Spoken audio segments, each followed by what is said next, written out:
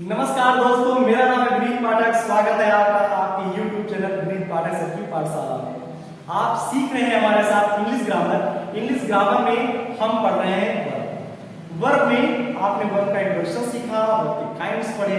Verb के kinds में आपने finite and non finite verb के बारे में सीखा। फिर फाइनाइट वर्ब के बारे में आपने फाइनाइट वर्ब के काइंड्स पढ़ने शुरू किए, जिसमें आपने इंट्रांजिटिव वर्ब पढ़ा, ट्रांजिटिव वर्ब पढ़ा, लिंकिंग वर्ब पढ़ा और अब नंबर है ऑक्सिलरी वर्ब का। जी हाँ, बिल्कुल सही सुना आपने, नंबर है ऑक्सिलरी वर्ब का, जिसे हम हेल्पिंग वर्ब भी कहते हैं, अर्थात सहायक क्रिया। तो मैं बता दूं आपको कि हमारी जो ऑक्सिलरी वर्ब होती हैं वो दो तरह की होती हैं। बिल्कुल सही सुना आपने, हमारी ऑक्सिलरी वर्ब दो तरह की होती हैं। पहली होती है प्राइमरी ऑक्सिलरी वर्ब, दूसरी होती है मॉडल ऑक्सिलरी वर्ब। फिर से सुनिए, पहली होती है प्राइमरी ऑक्सिलरी वर्ब और दूसरी होती है मॉडल ऑक्सिलरी वर्ब। तो इस वीडियो में हम चर्चा करेंगे प्राइमरी ऑक्सिलरी वर्ब की। तो आइए हम समझना शुरू करते हैं प्राइमरी ऑक्सिलरी वर्ब को। तो मैं बता दूं कि प्राइमरी ऑक्सिलरी वर्ब जो होती हैं वो तीन तरह की होती हैं। पहली होती है आपकी वर्ब बी, फिर होती है आपकी वर्ब हैव और फिर होती है आपकी डू। फिर से सुनिए, to be, have and do, ये तीन होती हैं आपकी प्राइमरी ऑक्सिलरी वर्ब। इनका प्रयोग हम सेंटेंस के टेंस को डिसाइड करने के लिए कॉन्टिन्यूअसली, जी हाँ, कॉन्टिन्यूअस, इंडेफिनिट और इसके अलावा परफेक्ट एंड परफेक्ट कॉन्टिन्यूअस को रिप्रेजेंट करने के लिए सहायक क्रिया के तौर पे करते हैं। बिल्कुल सही सुना आपने। तो ये मेन वर्ब के साथ सेंटेंस के टेंस को डिसाइड करने के लिए प्रयोग की जाती है। वर्ब बी का प्रयोग जहां एक और हम प्रेजेंट कंटीन्यूअस, पास्ट कंटीन्यूअस को बताने के लिए करते हैं, तो वहीं हम डू का प्रयोग पास्ट इंडेफिनिट और प्रेजेंट इंडेफिनिट के लिए करते हैं। जबकि हैव का प्रयोग हम किस लिए करते हैं? हैव का प्रयोग, इसमें हैज, हैव और हैड का प्रयोग होता है प्रेजेंट और पास्ट के परफेक्ट टेंस को, और उसके साथ जब बीन का प्रयोग हो जाए तो उसके परफेक्ट कंटीन्यूअस को बताने के लिए करते हैं। जी हाँ, तो आइए हम समझना शुरू करते हैं प्राइमरी ऑक्सिलरी वर्ब के बारे में। इस सेंटेंस में हम पढ़ने वाले हैं प्राइमरी ऑक्सिलरी वर्ब के बारे में। प्राइमरी ऑक्सिलरी वर्ब के बारे में बस इतना काफी है समझने के लिए। Primary auxiliary verb,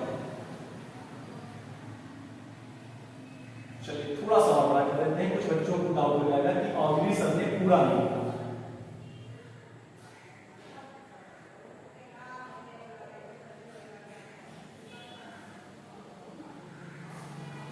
primary auxiliary verb,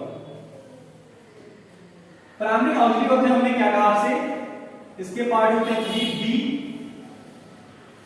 have और डू, राइट। इस सेंटेंस में हम टारगेट करने वाले हैं बी पार्ट, राइट। तो चलिए पहले बी को पढ़ेंगे, अगले दिन हैव को पढ़ेंगे, फिर डू को पढ़ेंगे, ताकि हम बेहतर तरीके से समझ सकें। क्योंकि होता क्या है, आधी छोड़ सारी का भाव है, आधी मिले ना सारी भाव है। आपको एक साथ बहुत ज्यादा नहीं सीखना, थोड़ा थोड़ा करके सब कुछ सीखना है, राइट। तो हम पढ़ेंगे बी पार्ट, इसे पढ़ेंगे बी के अंतर्गत, इसको टू बी भी लिखा जाता है। इसके अंतर्गत आती है हमारी कौन कौन? Is,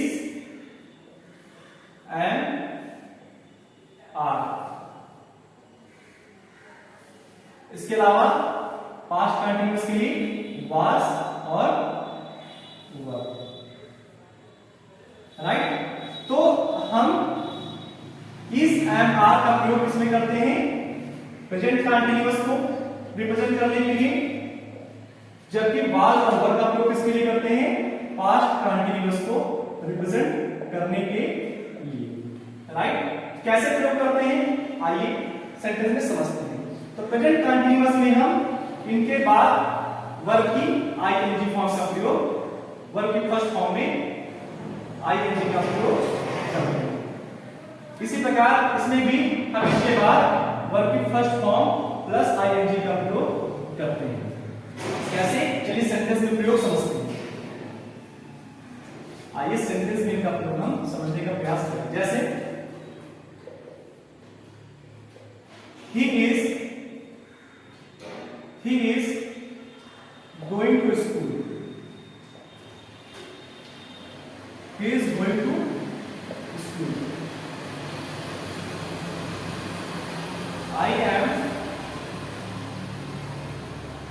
playing the cricket. I am playing the cricket.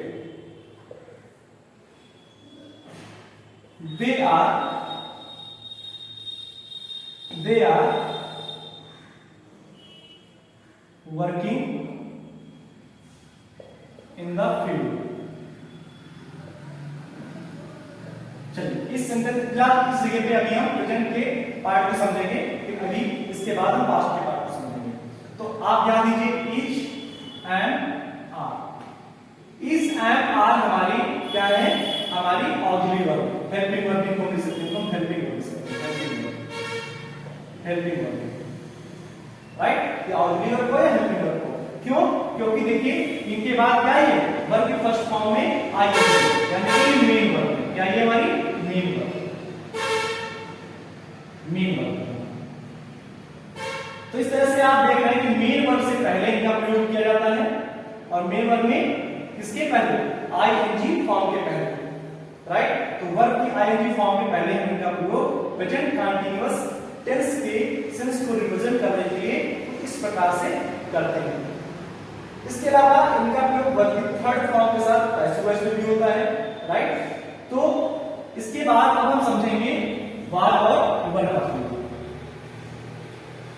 कैसे वाल और वर्ब का प्रयोग करते हैं? देखिए जैसे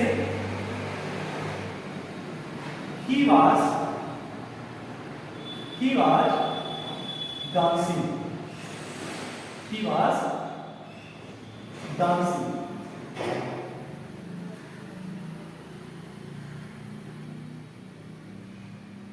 I was singing.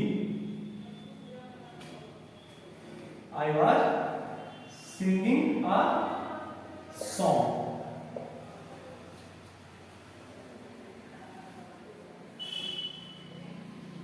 They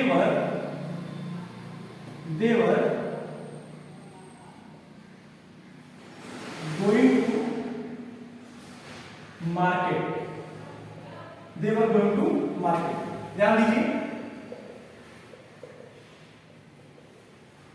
was verb, ये क्या है? हमारी हेल्पिंग वर्ब, यानी कि ऑक्सिलरी वर्ब। कैसी auxiliary verb? Primary auxiliary verb. कैसी है? प्राइमरी ऑक्सिलरी वर्ब या प्राइमरी हेल्पिंग वर्ब। क्यों? क्योंकि देखिए ये main verb dancing, singing and going, in main verb के पहले आ रही है। किस लिए आ रही है मेन वर्ब के पहले? ये मेन वर्ब के पहले पास्ट कंटीन्यूअस टेंस के सेंस को रिप्रेजेंट करने के लिए प्रयोग की गई है। तो जब कभी भी वार और वर्ब का प्रयोग वर्ब की आईएनजी फॉर्म के पहले इस प्रकार से किया जाए तो ये हेल्पिंग वर्ब या ऑक्सिलरी वर्ब होती है, राइट? तो इस प्रकार से आपने वर्ब टू बी का प्रयोग सीखा। आशा है आपको प्राइमरी ऑक्सिलरी वर्ब का मतलब समझ में आ गया होगा, उनमें कौन कौन सी वर्ब शामिल की जाती है वो समझ में आ गया होगा, और उसके बाद जो हमने आपको वर्ब टू बी का पार्ट पढ़ाया इस एंड आर वाले का प्रयोग वो समझ में आ गया होगा। इसी प्रकार से बेहतर तरीके से हमारे साथ लर्न करने के लिए, अच्छे से सीखने के लिए आप अभी और अभी हमारे YouTube चैनल को सब्सक्राइब कर लीजिए, बेल आइकन दबाना बिल्कुल मत भूलिएगा ताकि नेक्स्ट वीडियो का नोटिफिकेशन आपके YouTube पे इसलिए आपको प्राप्त हो जाए और आप बेहतर तरीके से कंटिन्यूअसली मेरे साथ इसी प्रकार लर्न कर सकें। तो हमारे साथ बेहतर तरीके से सीखते रहने के लिए इसी प्रकार जुड़ रहे हैं। बहुत बहुत